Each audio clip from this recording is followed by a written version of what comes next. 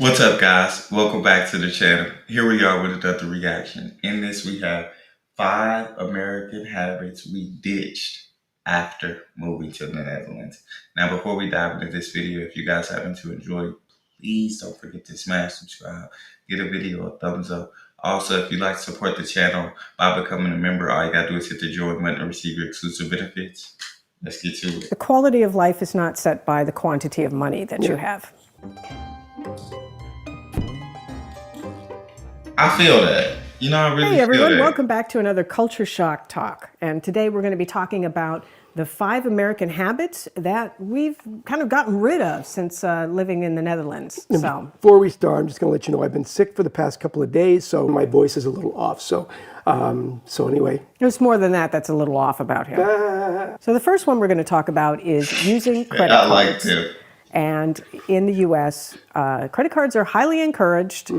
It's kind of crazy just how much they're part of culture. Not really for the good, but more for the bad. It's a lot of people in trouble. Yeah, because credit cards, a lot of people, they're going paycheck to paycheck, so they end up using credit cards even just to get groceries, that kind of thing. But the annual percentage rate on those is skyrocketing. You end up stuck in this cycle where your monthly payment doesn't chip anything off of your balance. You're just paying interest. Yeah. And it's a really bad habit.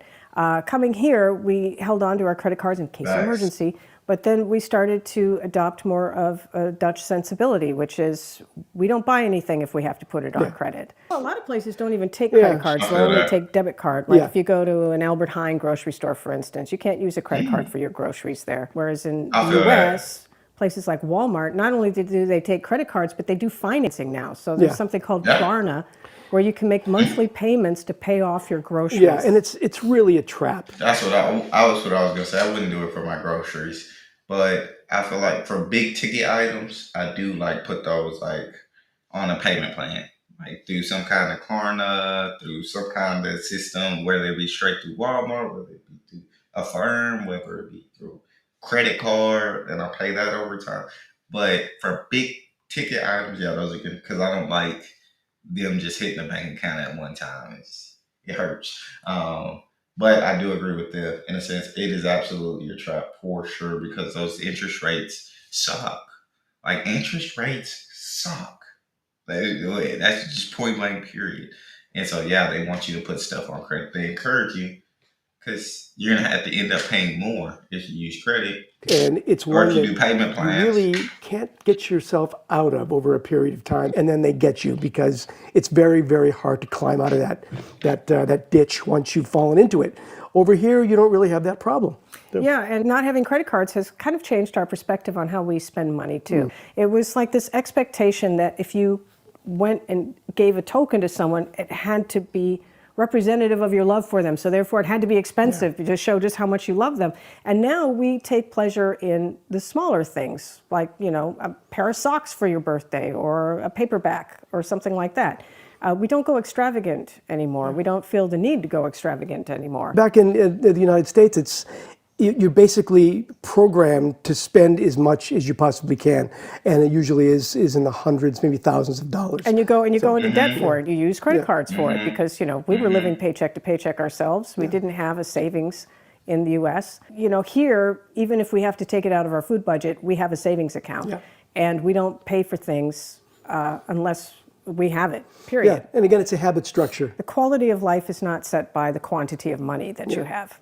Then another thing that we got rid of is this need to constantly be in control of our physical environment, basically the weather. So in the U.S., everyone has, or most people have. I feel like the quality of life and what she's talking, the quantity of money.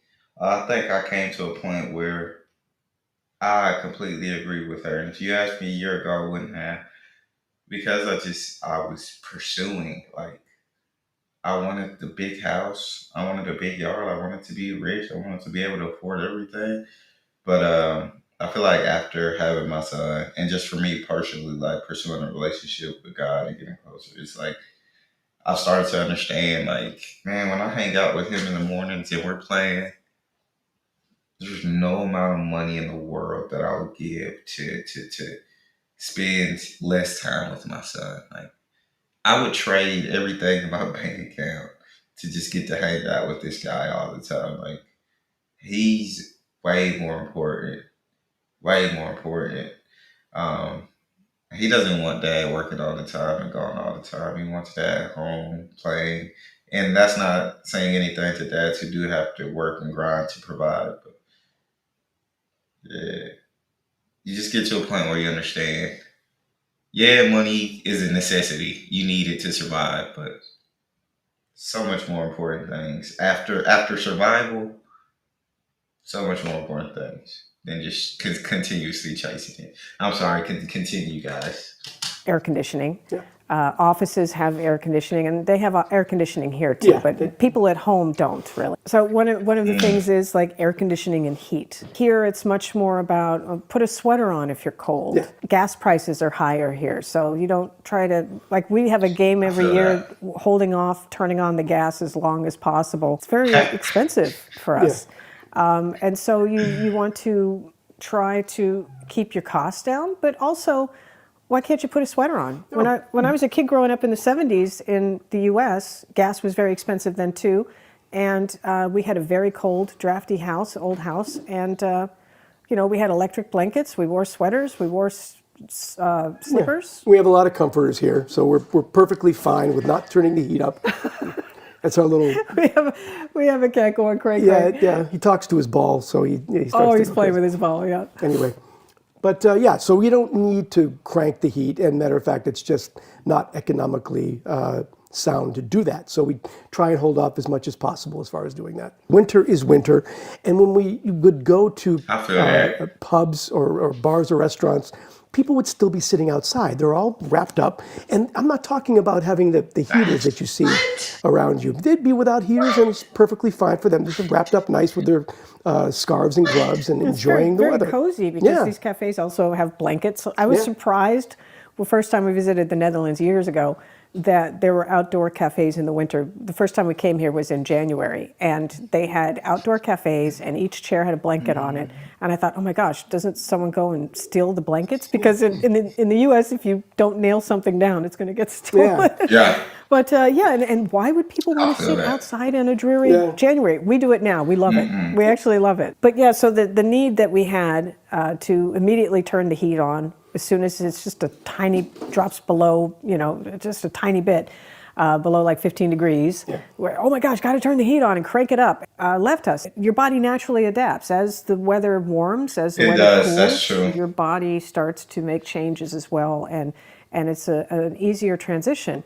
If you're constantly denying your body's chance to adjust to the weather, then you're going to get super cold, and then as soon as you step outside, you're super hot. Anytime you walk away from this control source, you suddenly feel out of Yeah. control. You can't control your body temperature. You can't control your comfort.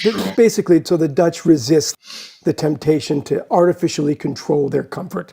It's just they're going to deal with it. So that's what we've learned to do over the past 2 years that we've been here. And actually makes us feel healthier, happier, and Yeah. more part of the seasons, honestly. Yeah. And You don't saves us need it. money. Yeah. So we now, if we go into an air-conditioned place that's blasting air conditioning, it just, I want to leave. Yeah, it feels unnatural. It's terrible. Another habit that we That's very, very interesting. Like that's cool. But yeah, I guess because the environment I've grown up in has always had air conditioning. I can't and heat. I can't imagine surviving without it. But it is a great way to save money. She's right. Your body does naturally adjust. I grew up in a state where it was hot most of the time, and like I love being out in the sun. Don't get me wrong. Like there's a point where it get too hot, and I'm just like, I can't out here. Like I'm dying. But for the most part, yeah, if it's sunny outside, I want to go and and be active for at least a little bit. Like, I want to go out 30, 45 minutes.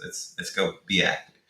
Uh, but when it's cold outside, I can't do anything because I grew up in an environment that was never cold, never really cold. And when it was, I was in the heat. I wasn't going outside. I wasn't playing. I don't like cold. But my wife grew up separate. Very differently, the complete opposite. She loves wintertime. She keeps the temperature in the house very low to where I definitely, you see, I'm in long sleeves always, but my body is adjusting more and more. I've been here for almost 2 years because I moved to be with her. And then, yeah, now when I go back home and we'll stay with my dad because we only stay home for like a week just to visit, um, he keeps his temperature the same. He's always kept it. But now it's hot for me. I'm like, I can't. I need fans on me because now my body's used to sleeping and being in cold. Anyways, continue. Shed was expecting ridiculous customer service. What do you mean by ridiculous? Well, like Yeah. for instance, when you write someone like an associate or an accountant or a doctor in the U.S., especially in New York, it's kind of like what they call the New York minute. You expect a reply within the same day. Yeah. Here, it's Hey. like, your accountant will take a week. Your doctor Yeah. will take a week unless it's an emergency. So And I get that. there's not this push like I have to have someone on top of me. When we go I get that. out to cafes, we don't expect customer service shoving food and drink down our throats all the time. Yeah, so we've learned to relax. I guess the habit is we've learned to not be so tense about getting up and out of a place. We've learned to Yeah. relax a little bit. And that also means, customer service in shops. You kind of are on your guard in the U.S. because as soon as you enter a store, they're told they have to greet you within 5 seconds of seeing you. So people will Yeah. follow you around. They'll make Yes. suggestions. When you really just want Yes. to look at stuff, you don't want to be pressured to buy. Yes. Stay away from the perfume department because they'll. Oh, yeah. I just get horrible allergies if you go into a department store in the U.S. They leave you alone here. They'll say, hey, hello, good love morning. that. Yeah. And that's pretty much it. That's They're on yeah. your own. And if they see you looking confused, then they'll say, are you trying to find something? Or, Yeah, it's the art of knowing when to come in and interject in what you're doing. Exactly. If they see that you're confused, they see that you need help, they'll ask if you need help. They're not going to sit there and dog you the entire time you're in a store. So, Yeah. Thank But it's you. also, the reply, the response thing that I was talking about earlier. My doctor did a referral for me, and they booked me my referral appointment 3 weeks from now.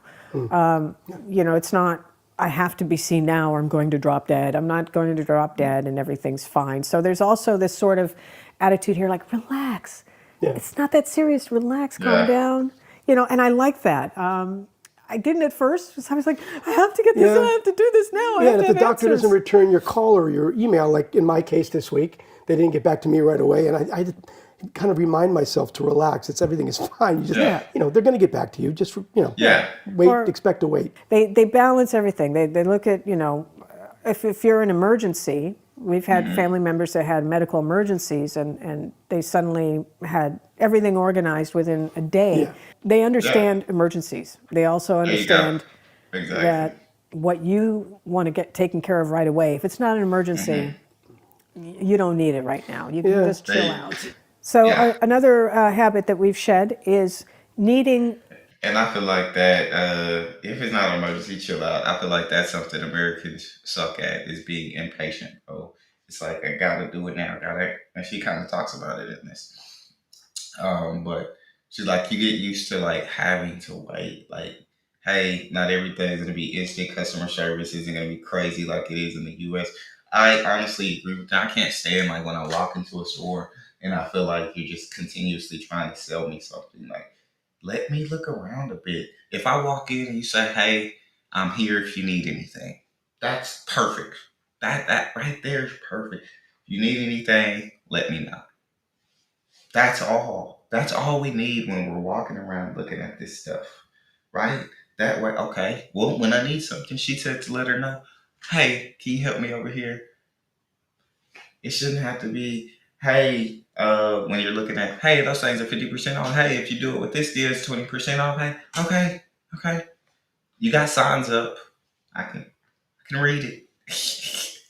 But when it comes to restaurant industry, I will say I do enjoy like, getting my refill, like having my refills ready with the quickness and hey, y'all good, y'all need, y'all good, y'all need. I do enjoy that, and so it's like I enjoy customer service to an extent, but if it just gets too much, and it's like I hate like just in malls and stuff. I just hate being sold stuff. Like I go in there, usually I'll know what I want, or I want to look around and see what you got, but like don't try to sell me. To immediately fix everything with medication or medical attention. in the U.S. there's a pill for everything, and they also feel like you might rank them lower. It's kind of like medications used more like a placebo. Yeah. They feel like if you don't leave with a medication, you're going to write a bad review of the doctor because they Oh wow, I never thought about reviews that. online like ZocDoc. That's They a got a good pill for point. everything, and if you were to That's watch a really good television in point. America, you're hard pressed to watch any program without a commercial break, including some kind of medication. There's a medication Agreed. for absolutely everything, and you don't need it, really, frankly. Yeah, they kind of sell you the idea that if you don't have the medication, you don't have a good quality of life. Yeah. When I moved here, I had 4 different medications I was on. I don't have any medications anymore. None of them were necessary. Yeah. But they Oh, do wow. kind of do that as like a way of calming the patient, making them feel like they have been treated. In the U.S., so you end up with a lot of expensive medications, even with insurance. Our medications were about $500 a month. Yeah. Also, that fear of anything that's wrong with you, I have to go see my doctor Yeah. right away. Now, that whole joke about in the Netherlands, if something horrible happens to you, they tell you to take paracetamol. Yeah.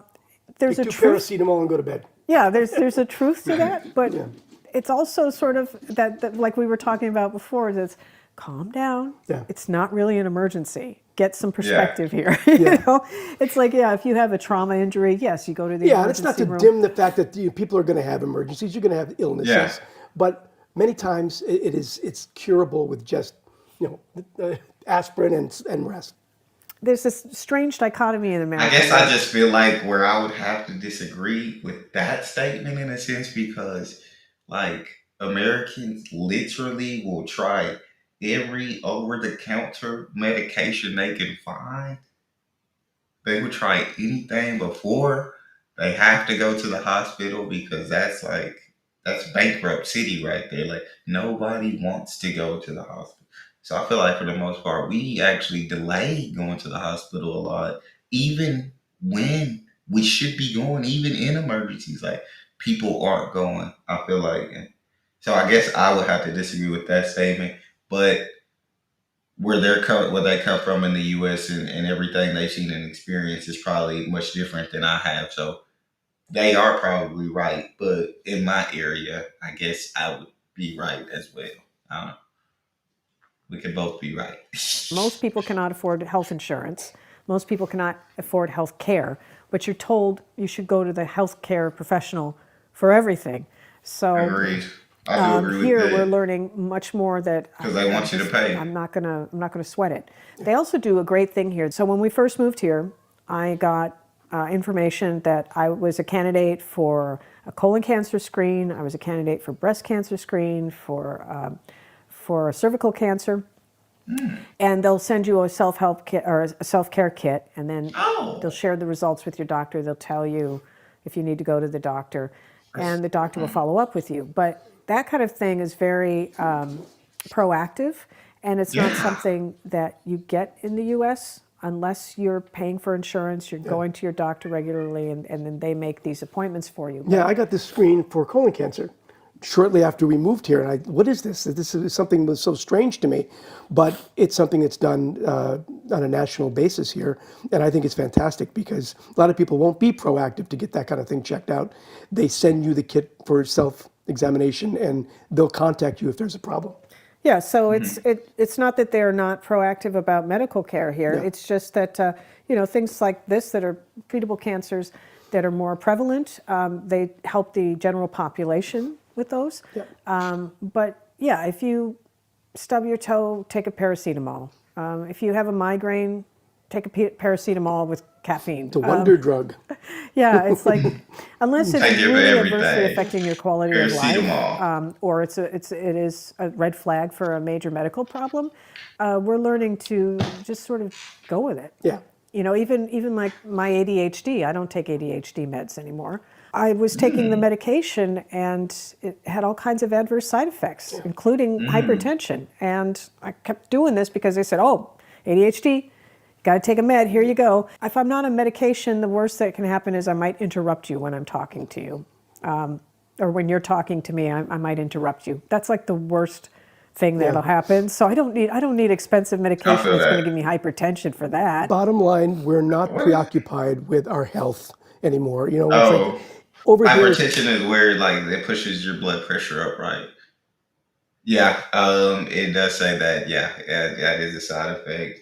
But I started taking ADHD meds not too long ago, and for me, they have like genuinely really helped me, especially during like YouTube and working. Like I can just really focus and lock in. Um, it absolutely helps because before, like my brain, it wanders and it starts thinking of so many things at one time, and it's like I forget what I'm even watching, and so it's like I don't know. Um, but yeah, they've absolutely helped me a lot. But I can understand where she's coming from with the hypertension. It's crazy for me. Before I started taking them, actually my blood pressure was kind of a little bit wonky. I've always been healthy most of my life, but now that I take them, it's kind of like right at that normal range, which is wild. But okay, let's continue. It's like relax. So everything's fine. That's basically the message. Yeah. So Another habit that we got rid of is feeling that we need security 24/7. Ring bells, security cameras, inside security cameras. We had cameras in our house. We had cameras when you walked in the door, camera outside the door, camera on, the front of the house, the back of the house, by the fire escape. Yeah. And Yeah. it's crazy. you don't need to worry about security so much. So, Yeah, and also having to keep your drapes shut. You can't have someone see the inside of your house. Can't have someone see you eating dinner. Here there's more of this Calvinistic attitude that you just put it all out there because I've got nothing to hide. So we don't own drapes anymore. We have in our bedroom, because our neighbors can see into our bedroom, we have what a lot of Dutch have, which is just the privacy film that goes on the bottom part of the room. But I don't close anything. I don't change in the bathroom so they can't see me. I just change. basically, we don't live in a veil of secrecy, or we're trying to I stay get as that. private as possible. There's people are get fearful that. in the States. There's a lot to Yeah. be afraid of at this point in time. Yeah. Here, there's not so much. We see kids playing by themselves outside, and that's something you don't see very much by themselves without parental supervision. People are much more chill about that here. They're not as fearful of being a victim of crime as they were in the States. Yeah, I remember we lived in a town where there were a lot of fireworks, and you'd hear a firework, and we thought it was a gunshot Yeah. for a while there, because that's what we were used to. You didn't hear a bang like that in the U.S. unless someone was firing a gun. You don't have to worry so much about security, personal security. Yeah, you got to keep your wits about you. It's not like crime Yeah. doesn't happen here. It's not like violent crime doesn't happen here. Much lower statistically than the U.S. But you do have to still have your spider sense about you and that kind of thing. I feel that. And so I've learned to sort of calm down that part of my brain. And I think, whenever a violent crime does happen here, it's major news. That's one thing I've noticed. In the States, you're sort of numb to it It's because it national happens news. all the time. It's national news here. When there's a murder or something that happens. And it's very rare, few and far between instances that you hear about. Now, but the opposite is, ironically, as much as the U.S. values security, and unfortunately necessarily so, One of the most unsafe. it does not value privacy so much. Yeah. And that was something I learned to appreciate here. So there's this dichotomy that, I don't have to worry so much about security, but I'm very, very much protective of my privacy. And I'm not talking about keeping the drapes shut. I'm talking about things like when you go out to eat in the U.S., at the end of the meal, you give the server your credit card and they leave with it. Yeah. And they're going to go run it. But I've also Yeah. had a few times where a server misused the card and I had money stolen out of my account. This happens a lot. My debit card is what I mean. not had credit to card. be canceled at least 3 times in the past 2 years when we lived in New York because it had been compromised somehow. Here, I've gotten so used to. In the U.S., if you go for a coffee, you can tap your card on the terminal, that kind of thing, keep possession of it. But there are circumstances in the U.S. where you don't. One is running Yeah, a tab. sure. When we first moved here and went to a bar, we tried to hand them our credit card and say, "Here, can you keep it open for a tab?" And they're like, "Why do I want your card?" Yeah. Oh, and I keep saying Yeah. credit card. It's like.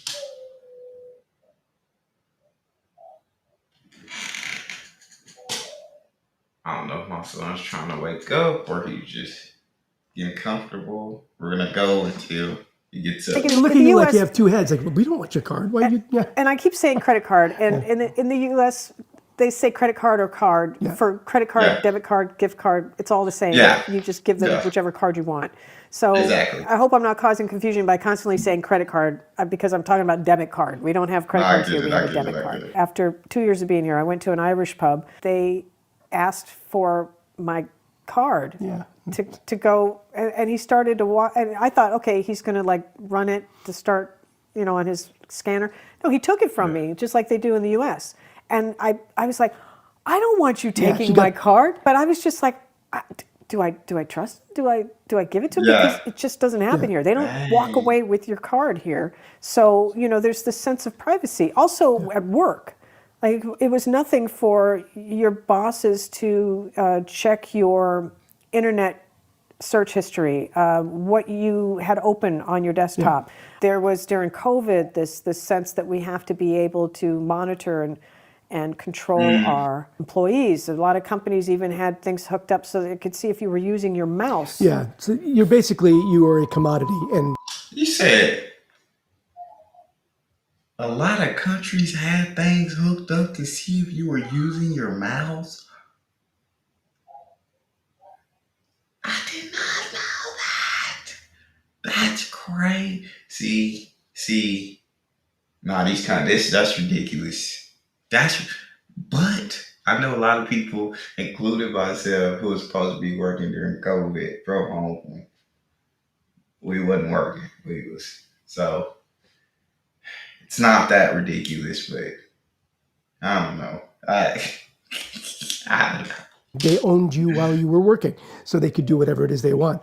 And I now would have major reverse culture shock if I ever went back to the U.S. now and experienced that invasion because I get that. of my privacy, because it just doesn't policy. happen. It's policy over there, basically. Yeah. So Yeah, we've definitely changed our attitudes both towards security and privacy. So those are the 5 habits that we've shed.